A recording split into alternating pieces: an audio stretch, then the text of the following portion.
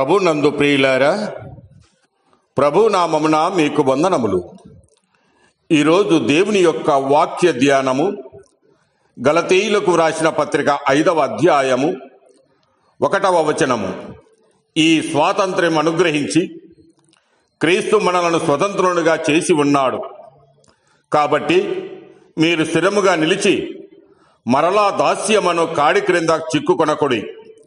దేవుడి ఈ మాటలు దీవించి ఆశీర్వదించునుగాక.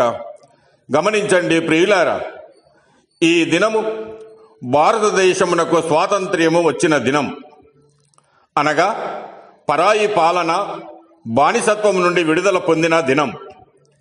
అందుకే భారతదేశమంతటా స్వాతంత్ర దినముగా సంతోషముతో జరుపుకుంటూ ఉన్నాం.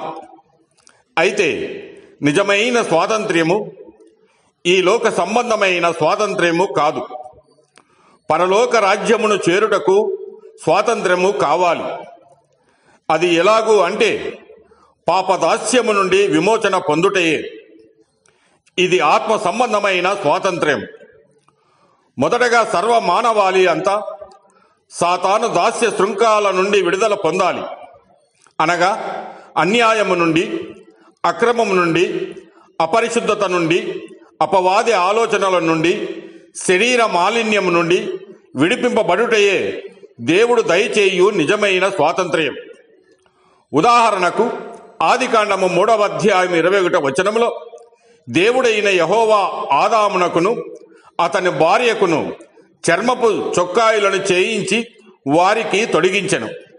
అనగా ఆదాము అవ్వలు ఏదోనులో పాపము చేసినప్పుడు దేవుని ఎదుటకు రాకుండా సిగ్గు కలిగిన వారుగా ఉన్నారు.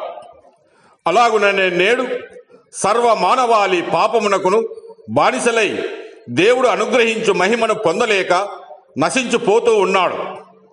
దాని వలన మరణమనే జీతము పొందుతూ నరకమునకు, నరకాగ్నికి వెళుతూ ఉన్నారు.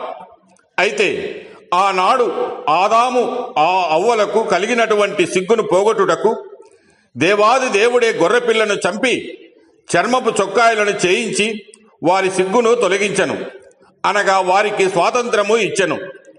నేడు సర్వ మానవాళి కూడా పాపము చేత సాతానుకు బానిసలుగా ఉండగా దేవుడు తన ప్రియకుమారుడైన ప్రభువును రక్షకుడును అయిన యేసు క్రీస్తును శరీరధారిగా ఆయనను ఈ లోకమునకు పంపెను.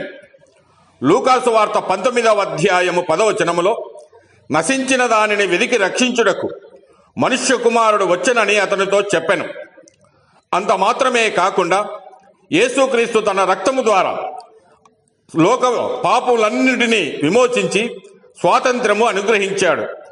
పేతురు రాసిన మొదటి పత్రిక 1వ అధ్యాయము 19వ వచనములో అమూల్యమైన క్రీస్తు రక్తము చేత, అనగా నిర్దోషమును నిష్కలంకమునకు గొర్రెపిల్ల వంటి క్రీస్తు రక్తము చేత విమోచింపబడితురని మీరు ఎరుగుదురు కదా అని సెలవిస్తూ ఉన్నాడు. అంతేకాక యోహాను సువార్త 8వ అధ్యాయం 36వ వచనములో కుమారుడు మిమ్మును స్వతంత్రులుగా చేసిన ఎడల మీరు నిజముగా స్వతంత్రులై ఉందురని ప్రభువే సెలవిస్తూ ఉన్నాడు. అనగా పాపపు దాస్యములో కొట్టుమిట్టాడుతున్న ప్రజలకు, అనగా స్వాతంత్రం అనుగ్రహించుటకు యేసుక్రీస్తు ప్రభు శరీరము దాల్చుకొని పాప శరీరము ధరించుకొని పాప శరీరాకారమునకు శిక్ష విధించెను. రోమాపత్రిక 8వ అధ్యాయం 4వ వచనములో దేవుడు తన సొంత కుమారుని పాప శరీరాకారముతో పంపి ఆయన శరీరమందు పాపమునకు శిక్ష విధించనని వ్రాయబడి ఉంది. కనుక ప్రియమైన వారులారా, నీకు స్వాతంత్రం అనుగ్రహించుటకు ఆయన ఆ శిలువలో రక్తము చిందించి ప్రాణము పెట్టిన యేసు క్రీస్తును నమ్మితే నిజమైన స్వాతంత్రము కలిగిన వారముగా ఉంటావు. దేవుడు మిమ్మల్ని దీవించి ఆశీర్వదించునుగాక.